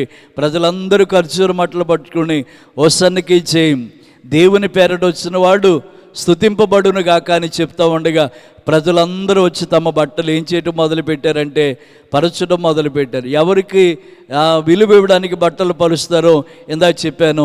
ఒక రాజుని అంటే గణపరిచే విధానం అదే విధంగా నా దేవుణ్ణి యెరూషలేము పురవీధుల్లో గణపరిచినట్టుగా మనం చూడగలుగుతున్నాం. దేని బిడ్డ గాడిద స్థానములో మనం ఉన్నాం, దైవ స్థానములో దేవుడు ఉన్నాడు.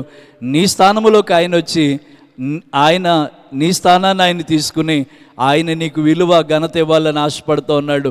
అందుకే ఈ హోలీ వీక్స్లో దేవుణ్ణి అడుగుదాం, ప్రభా మా కొరకే నువ్వు వచ్చావు, మా కట్లు విప్పడానికి వచ్చావు, మా పవిత్రత కడగడానికి వచ్చావు, మమ్మల్ని గణపరచడానికి మాకు విలువ ఇవ్వడానికి వచ్చావు ప్రభా అంటే ఖచ్చితంగా దేవుడు గొప్ప కార్యం చేస్తాడు. దేవుని బిడ్డలారా, నేను ఎక్కువగా ఈ హోలీ వీక్స్లో ఒక మాట ఎక్కువగా వాక్యం చెప్తూ ఉంటానండి. క్షమించుట క్షమించబడుట సిలువ దగ్గరే అని చెప్తాను. దేని బిడ్డలారా, ఒక మనిషికి క్షమాపణ ఎక్కడ దొరుకుతుందంటే సిలువ దగ్గరే దొరుకుతుంది. దేని బిడ్డలారా, క్షమించుట క్షమించబడుట సిలువ దగ్గరే ఉందట దేవుని బిడ్డలారా. కనుక ఏదైనా పొరపాట్లు ఉన్నా ఈ వారంలో మనం బాగా సరి చేసుకోవాలి. దేవుని స్తోత్రం, బాగా సరి చేసుకోవాలి. దేవుని బిడ్డలారా, ఒకసారి నీళ్ళతో కడిగితే కొన్ని వదిలేస్తాయి దేవుని బిడ్డలారా, కానీ కొన్ని పెట్రోల్తో కూడా కడగవలసినవి ఉంటాయి, కొన్ని ఇంకా డ్రై వాష్కి ఇవ్వాల్సినవి ఉంటాయి. ఏం పోవడానికి? ఆ మరకలు పోవడానికండి. ఈ వారంలో మరి కడుక్కోవలసినవన్నీ కూడా అపవిత్రంగా ఉన్న జీవితం అంతా కూడా ముడత కళంకము మచ్చలేని బ్రతుకులుగా మనం అందరూ మార్చబడితే దేవుని యొక్క కృప మన కుటుంబాల మీద ఆవరించి ఉంటుంది. దేవుని బిడ్డలారా, ఆవరించి ఉంటుందండి. నేను అంటాను, దేవుడు ఏదైనా ఒక కార్యం చేయాలంటే ఒక చిన్న పొరపాటు కూడా మనలో ఉండకూడదండి. రోజు ఒక ఫ్యామిలీ వెళ్ళి ఓ పాస్టర్ గారి దగ్గర ప్రార్థించేయమన్నారట. ప్రార్థించేయమంటే ఆ పాస్టర్ గారు ఎంత ప్రార్థన చేసినా ఆ ప్రార్థనలో పిల్లలు కనబడట్లేదట. పెళ్ళి సంవత్సరాలు అయిపోయింది, పిల్లలు పుడతలేదు. పిల్లలు కనబడకుండా దర్శనంలో గొడ్డలు కనబడుతుందట. అప్పుడు వెంటనే ఆయన అన్నాడట, మీరు పిల్లల కొరకు ప్రార్థన చేయమంటున్నారు, దేవుడేమో నాకు ఒక గొడ్డలు చూపిస్తున్నాడయ్యా, ఏంటి గొడ్డలకి మీకున్న కథ ఏంటని అడిగాడట ఆయన. అప్పుడు సడన్గా కొన్ని సంవత్సరాల క్రితం జరిగిన స్టోరీ ఇలా గుర్తొచ్చిందట. అవునండి, నా పెళ్ళికి పుల్లలు కొట్టడానికి పక్కింటి వాళ్ళ దగ్గర నుంచి ఏం తీసుకొచ్చాం? గొడ్డలు తీసుకొచ్చాం. ఈ పెళ్ళి అడవుల్లో పొలలో కొట్టేసుకున్నాం, పెళ్ళి అయిపోయింది, సంవత్సరాలు అయిపోయింది, కానీ వాళ్ళు గొడ్డలు ఇవ్వటం మేము మర్చిపోయామండి. అంటే మీ ఆశీర్వాదానికి అదే అడ్డయ్యా, మీ ఆశీర్వాదానికి అదే అడ్డుగా ఉందని చెప్తే వెంటనే తీసుకెళ్ళటండి ఆ గొడ్డలు ఇచ్చి క్షమాపణ అడిగారట. ఆ సంవత్సరంలోనే దేవుడు వాళ్ళ గర్భాన్ని తెరిచాడట, అవి కన్సీవ్ అయిందట. దేవుని స్తోత్రం చెప్దామండి. అందుకే మీరు ఇర్మియా గ్రంథం చూడండి, మరొక గ్రంథం చూడండి. మేలు చేయడానికి ఆయన హస్తము కురుచు కాలేదు, వినడానికి ఆయన చెవులు మందం కాలేదు, కానీ మీ దోషం అనేది ఆయనకి మనకి అడ్డు గోడగా వస్తుంది అంటాడు దేవుని బిడ్డ. మనకి దేవుడు కార్యం చేయనివాడు కాదు, కానీ అడ్డు ఏంటంట, మన దోషాలే మనకి అడ్డుగా ఉన్నాయటండి. ఇవేం చేసుకోవాలి, మనం అడ్డులు తీసేసుకోవాలి. కొన్ని లక్షలు పెట్టుకున్న కారు అయినా, కొన్ని లక్షలు పెట్టుకున్న బైక్ అయినా, దాంట్లో ఏదైనా ఒక చిన్న డస్ట్ నలక అడ్డుపడితే అది ఎంత లక్షలు ఖరీదైన బైక్ అయినా కారు అయినా అది మూవ్ అవ్వదండి, ముందుకు వెళ్ళదు. దేని వీళ్ళ మన జీవితాలలో ఏ కార్యమైనా జరగాలంటేనండి ఇంత చిన్న లోపం కూడా లేకుండా మనం సరి చేసుకోవడానికి దేవుడు మనకి వారమంతా హోలీ వీక్గా మన ప్రభు మనకి ఇచ్చాడు. ఇప్పుడు ఆ గాడిద కట్లు విప్పింది ఎందుకంటే ఆ గాడిదకి ఘనత ఇవ్వడానికి. ఆ గాడిద జీవితంలో ఇలాంటి రోజు వస్తుందని ఎప్పుడన్నా అనుకుందంటే అనుకోలేదు. అలాంటి గాడిద లాంటి వాళ్ళమే మనం కూడా దేని బిడ్డలారు. అది యజమానుని గాడిదకి సొంతవాని దొడ్డి తెలుస్తున్నట్టుగా దేని బిడ్డలారు. ఇంకా మీరు పేతురు పత్రికలోనికి అలాగే వెళ్ళి చదివితే ఇంకా రాసి ఉంటుందండి. ఆ అజ్ఞానంతో ఉన్న ప్రవక్తకి అది బుద్ధి చెప్పడానికి గాడిదకు కూడా దేవుడు ఏమిచ్చాడట, వాక్ ఇచ్చినప్పుడట. గాడిద గార్ధవం ఎవరితో మాట్లాడిందంటే ప్రవక్త అయిన బిలాముతో మాట్లాడి. ఇవన్నీ చాలా విషయాలు ఉన్నాయి చెప్పడానికి, కానీ సమయం అయింది కనుక నేను దేవుని మాటలు ముగిస్తూ ఉన్నాను. దేవుని పిల్లలైన మన జీవితంలో దేవుడు మనకి ఉన్న కట్లన్నీ విప్పబోతున్నాడు దేవుని బిడ్డ. దేవుడు మనకి ఘనతనివ్వబోతున్నాడు దేవుని బిడ్డ. దేవుడు మనకి విలువనివ్వబోతున్నాడు దేవుని బిడ్డ. కనుక ఈ గాడిదను దేవుడు కోరుకున్నట్టుగానే ఈ రాత్రి నిన్ను నన్ను దేవుడు కోరుకున్నాడు. నీ ద్వారా నా ద్వారా ఆయన మహిమ తెచ్చుకోవాలనుకున్నాడు. అలాంటి కృప దేవాతి దేవుడు మనందరికీ దయచేయను గాక. ప్రార్థన చేద్దామండి. ఒక్క నిమిషం అందరూ కూడా ప్రేయర్లో ఏకీభవించండి. ప్రేయర్ చేద్దాం, అందరూ కూడా ప్రార్థన చేద్దాం. తండ్రి మీకు వందనాలు, యేసయ్యా నీకు వందనాలు. ఈ మట్టలాది వరకు ఈ హోలీ వీక్స్లో మొదటి రోజున నీ చిత్తములో ప్రభా మేము ఎలా తీర్చిదిద్దబడాలో కొన్ని విషయాలు మీరు జ్ఞాపకం చేస్తూ వచ్చారు.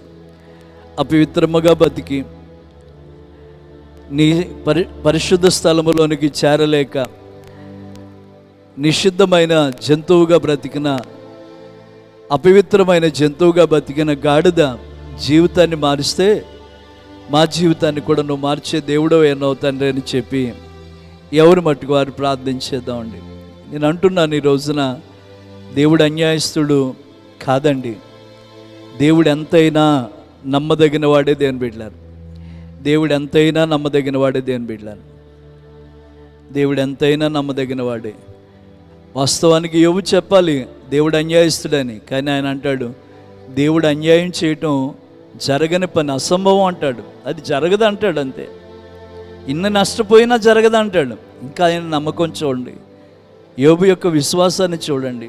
నా విమోచకుడు సజీవుడే, ఆయన ఏదైనా చేస్తాడండి, ఏదైనా చేస్తాడు దేవుని బిడ్డలను. ఏమైనా చేయగలవు, కథ మొత్తం మార్చగలవు, నీ నామముకే మహిమంతా తెచ్చుకుందువు. ఏమైనా చేయగలవు, కథ మొత్తం మార్చగలవు, నీ నామముకే మహిమంతా తెచ్చుకుందువు. యేసయ్యా యేసయ్యా నీకే నీకే సాధ్యము. యేసయ్యా యేసయ్యా నీకే నీకే సాధ్యము. స్థిరపరచువాడవు, ఘనపరచువాడవు, హెచ్చించువాడవు నా. అవును తండ్రి యేసయ్యా. ఒక్క నిమిషం అందరూ ప్రార్థించేద్దాం. ఏమైనా చేయగల దేవుడు ఆయనేనండి. ఏమైనా చేయగలదు. ఆయన అన్యాయం చేయటం అసంభవం దేవుని బిడ్డ. అపవిత్రమైన గాడిద మీదే తన దృష్టి నిలిపితే, గాడిద కట్లను విప్పి గాడిదను కనపరచాలని దేవుడు ఆలోచన చేస్తే, గాడిద కంటే విలువైన వాళ్ళము కదా మనము, జంతువుల కంటే విలువైన వాళ్ళము కదా మనము. ఆయన సొత్తు అని రాయబడ్డది. మీరు నా సొత్తు, విలువ పెట్టి కొనబడిన వారని చెప్పాడు దేవుడు. ఆయన సొత్తును ఆయన మర్చిపోతాడండి? ఆయన మనల్ని మర్చిపోవడానికి అన్యాయస్తుడైన దేవుడు కానే కాదు కదా. మనం తొందరపడతాం, ఏంటి ఇలా జరుగుతుంది, ఏంటి ప్రభు నా మాట వింటలేదా అంటే, లేదండి. కంసాల దగ్గరికి వెళ్ళిన బంగారం మళ్ళీ వెంటనే ఇచ్చేస్తే దానికి ఏముంది ప్రయోజనం? ఆ కంసాలు మళ్ళా దాన్ని ఒక కొలిమిలో తీసుకెళ్ళి పుటమి వేసి దాన్ని మంచిగా తయారు చేసి అప్పుడు మరలా ఇస్తాడండి. ఇప్పుడు దేవుని చేతిలోకి శ్రమలలో వెళ్ళాము, దేవుని చేతిలోకి రోగముతో వెళ్ళాం, దేవుని చేతిలోకి ఇబ్బందులతో వెళతాం, దేవుని చేతిలోనికి అనేక సమస్యలతో వెళతాం. దేవుని బిడ్డ, వీటన్నిటినీ ఆయన తీసుకుని మరలా తిరిగి నిన్న ఆయన శుద్ధ సువర్ణంగా దేవుడు మార్చిపోతున్నాడు. దేవుని బిడ్డ, నేను శోధించబడిన మీదట నేను సువర్ణంగా మారుదనని చెప్పబడిన మాటను జ్ఞాపకం చేసుకుంటూ ఒక్క నిమిషం అందరూ ప్రార్థించేద్దామండి.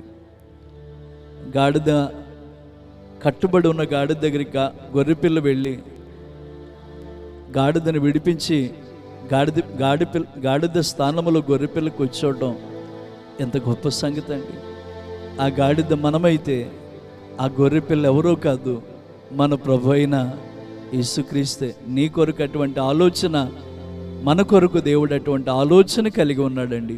ఒక్క నిమిషం ఈ రాత్రి చిన్న ప్రార్థన మనసులో చేద్దాం. ప్రభువా, నేను ఈ అవిధేయతలో ఉన్నాను, ఈ పాపములో ఉన్నాను, ఈ పొరపాటు నేను చేస్తూ ఉన్నాను, ఇదిగో ఈ హోలీ వీక్స్లో వాటన్నిటిని విడిచిపెడుతున్నాను అంటే ఖచ్చితంగా దేవుడు గొప్ప కార్యం చేస్తాడు. దేవుని బిడ్డ, వారికి పిల్లలు పుట్టకపోవడానికట ఆ గొడ్డలి ఆటంకంగా కనబడిందట.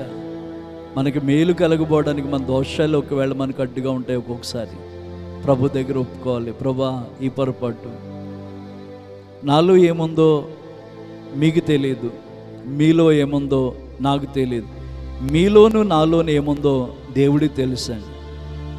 ఇశ్రాయేలీయులకి శ్రమ రావడానికి కారణం ఆకాను చేసిన పొరపాటు అన్న సంగతి మీకు తెలుసా?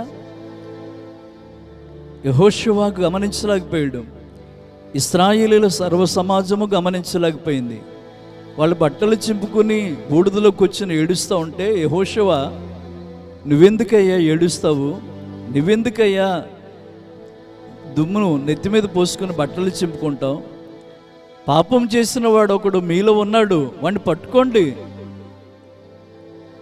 వాడి పేరు ఆకాను, వాడు శపితమైన దాన్ని ఆశించి తన గుడారములో గొయ్యి తవ్వి గోతులో దాచిపెట్టాడు, అది నీకు కనబడలేదు, ఇశ్రాయేలు సర్వ సమాజానికి కనబడలేదు, దేవుడునైనా నా కళ్ళుకి అది తేటగా కనబడుతుందని చెప్పి ఆకాన్ని పట్టుకుని ఆ గుడారంలోనికి వెళ్ళి తవ్వి చూస్తున్నట్టండి అతడు దాచుకున్న ఆ సీనరు వెండి, ఆ బంగారుపు కమ్మి అక్కడ దొరికినాయటండి.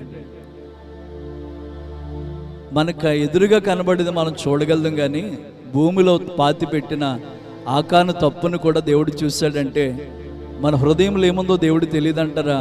దేవుడు తెలుసండి. ఈ వారం అంతట్లో అదే ప్రార్థన చేద్దాం. తండ్రి, మాలో అవిధేయతలన్నీ తీసేయి ప్రభా, మాలో ఉన్న పాపాలన్నీ క్షమించండి ప్రభా, మీరు తప్ప మాకెవ్వరూ కూడా లేరండి, మీరే దిక్కని ప్రార్థించేయండి. దేవుడు అద్భుతం చేస్తాడు. మనం లెక్కలేకపోతున్నాం, కానీ మన కొరకు ఆయన మన దగ్గరికి వస్తాడు. దేవుని బిడ్డ ప్రార్థన చేద్దాం. హల్లెలూయా.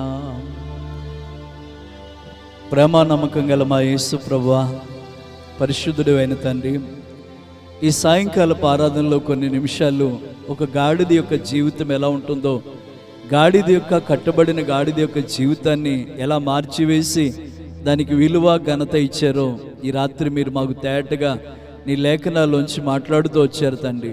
ఇదిగో నీవే మాకు రాజువని, నీవు గణపరచవలసిన వాడవై ఉన్నావని, మీరు హెచ్చవలసి ఉంది, మేము అన్ని విషయాల్లో కూడా తగ్గవలసి ఉందని నీ లేఖనాల ద్వారా మాతో మాట్లాడుతూ, ఆనాడు నాయనా 2026 సంవత్సరాలు క్రితమే ఈ భూలోకంలోనికి మీరు వచ్చి కట్టబడిన గాడిద పిల్లను విడిపించి యెరూషలేము పురవీధుల్లో ఘనత పొందారట ప్రభా.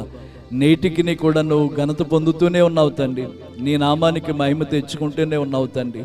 ఈ మట్టలాది వారపు దినాన్ని కూడా ప్రపంచవ్యాప్తంగా అయ్యా సార్వత్రిక సంఘాలు, పరిశుద్ధులు ఎంతోమంది నేను కొనియాడున్నారు తండ్రి. ఈ రాత్రి మేము కూడా ఏక కంఠముతో ఏక స్వరముతో నేను గణపరుస్తున్నాము తండ్రి. విత్తబడిన వాక్యం మంచి నేలపడి విత్తనం వల్లే బహుగా ఫలించులాగిన కృపనిచ్చి ఇక్కడ కూర్చున్న ప్రతి ఒక్కరి కుటుంబాల్ని, ప్రతి ఒక్కరి బంధకాల్ని, ప్రతి ఒక్కరి కట్లను, ప్రతి ఒక్కరి శాపాన్ని, ప్రతి ఒక్కరి దోషాలు, ప్రతి ఒక్కరి పాపాలు మాలో తీసివేయండి ప్రభా. మీ సన్నిధి మాత్రమే మాకు తోడునిచ్చి నడిపించమని, సమస్త మహిమ ఘనత ప్రభావాలు మీరే పొందుకోమని యేసయ్య శక్తి కలిగిన నామాన అడిగి ప్రార్థన చేస్తున్నాము తండ్రి. ఆమేన్. మన తండ్రి యొక్కయు కుమారుడైన యేసుక్రీస్తు యొక్కయు పరిశుద్ధాత్మ యొక్క అన్యోన్య సహవాసము, సన్నిధి, తోడ్పాటు మనందరి కుటుంబాలకి తోడేయొచ్చునుగాక. ఆమేన్, ఆమేన్, ఆమేన్. మరొకసారి హృదయపూర్వకంగా యేసుక్రీస్తు నామంలో మీ అందరికీ వందనాలండి. దేవుని కృప మనకు తోడేయొచ్చునుగాక.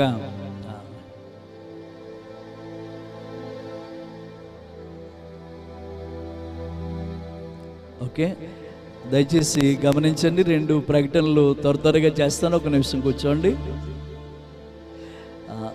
ప్రతి నెల 1వ తారీఖు అండి 4 గంటల నుంచి తెల్లవారుజామున 6 గంటల వరకు కొన్ని సంవత్సరాలుగా యేసుతో నెల ప్రారంభం అనే కూడిక ఏర్పాటు చేస్తున్నాం. వందలాది మంది ఆ కూడికకు వచ్చి దేవదేవులు పొందుతున్నారు. వెంకటేపాలలో జరుగుతుందండి. నాతో పాటు చాలామంది ఇక్కడి నుంచి కూడా వస్తున్నారు. అది ఉదయం 4 గంటల నుంచి 6 గంటలకి వరకు జరుగుతుందండి.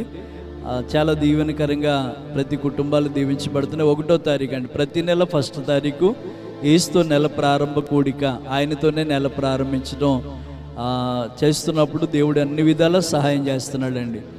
రెండవది ఏంటంటే వచ్చే 2వ తారీఖు వాడపల్లి చర్చి దగ్గరే విమోచన పండుగలు జరుగుతున్నాయండి. దానికి జార్జ్ బుష్ గారు దేవుని వాక్యం వర్షిప్ చేయడానికి ఆయన వస్తున్నారు. 3వ తారీఖు శుభ శుక్రవారం కనుక ఎవరి సంఘాల్లో వారికి ప్రార్థనలు ఉంటే మన సంఘాలన్నీ కూడా 3 సంఘాలు కూడా అక్కడికే వచ్చి దేవుడిని ఆరాధిస్తారు దేవుని బిడ్డలారా. కనుక ఈ విమోచన పండుగలు అలాగే శుభ శుక్రవారము 1వ తారీఖు యేసుతో నెల ప్రారంభ కూడికకు మిమ్మల్ని అందరినీ కూడా ప్రేమతో ఆహ్వానిస్తున్నాం. దేవుడు మనల్ని దీవించునుగాక. ఈరోజు మనకి చక్కటి స్నాక్సా అవి టీలు ఇసాక్ గారి కుటుంబం నుంచి ఇసాక్ గారు తీసుకొచ్చారు. దేవుడు వారిని దీవించునుగాక. మీరు అందరూ కూడా తీసుకుని వెళ్ళాలి. అదే రీతిగా మనకి స్థలం ఇచ్చి ప్రార్థన జరిగిస్తున్న నాన్నగారు, అమ్మగారు మన మధ్యలో ఉన్న కుటుంబం, వారి కొరకు ఎక్కువ ప్రార్థన చేయాలి. ఇంకా వారి ద్వారా మనకి ఇంకా గొప్ప కార్యాలు నేను నమ్ముతున్నాను. ఈ సంవత్సరంలో ఇంకా గొప్ప కార్యాలు ఆ కుటుంబంలో దేవుడు చేస్తున్నాడు. దేవుని బిడ్డలను దేవుడు గొప్ప ద్వారాలు తెరుస్తున్నాడు. దేవుని బిడ్డలను ఎందుకంటే ప్రభువునందు ప్రయాస వ్యర్థము కాదు.